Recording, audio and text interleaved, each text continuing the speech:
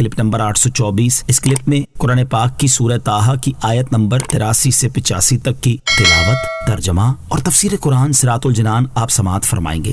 بسم اللہ الرحمن الرحیم۔ ترجمہ: اللہ کے نام سے شروع جو نہایت مہربان رحمت والا ہے۔ وما اعجلک عن قومک یا موسیٰ قال هم اولائی علی اثری وعجلت الیک رب لترضی۔ ترجمہ: اور اے موسیٰ، تجھے اپنی قوم سے کس چیز نے جلدی میں مبتلا کر دیا؟ عرض کی وہ یہ میرے پیچھے ہیں، اور اے میرے رب، میں نے تیری طرف اس لیے جلدی کی تاکہ تو راضی ہو جائے۔ وما اعجلک، اور تجھے کس چیز نے جلدی میں مبتلا کر دیا؟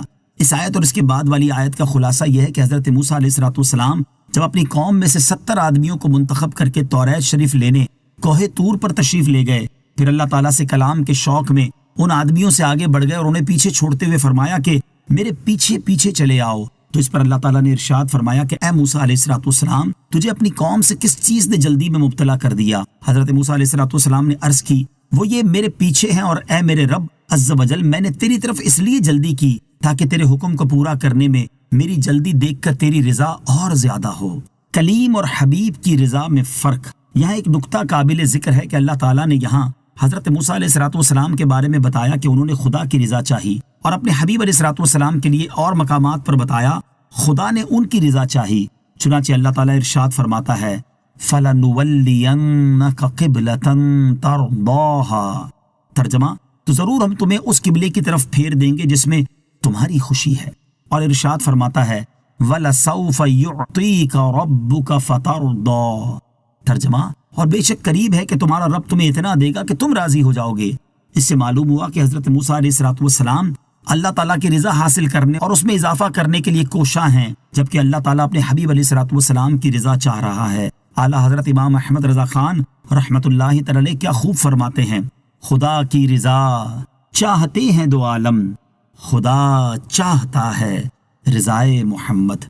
قال فإنا قد فتنا قومك من بعدك وأضلهم السامري۔ ترجمہ: فرمایا تو ہم نے تیرے آنے کے بعد تیری قوم کو آزمائش میں ڈال دیا اور سامری نے انہیں گمراہ کر دیا۔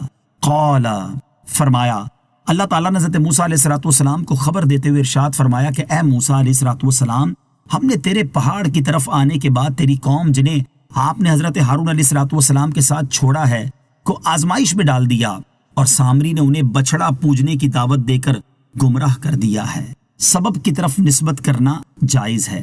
اس آیت میں ادلال یعنی گمراہ کرنے کی نسبت سامری کی طرف فرمائی گئی کیونکہ وہ اس کا سبب اور باعث بنا تھا۔ اس سے ثابت ہوا کہ کسی چیز کو اس کے سبب کی طرف منسوب کرنا جائز ہے۔ اسی طرح یوں کہہ سکتے ہیں کہ ماں باپ نے پرورش کی، دینی پیشواؤں نے ہدایت کی، اولیاء کرام رحمت اللہ تعالی علیہ نے حاجت روائی فرمائی، اور بزرگوں نے بلا دفع کی۔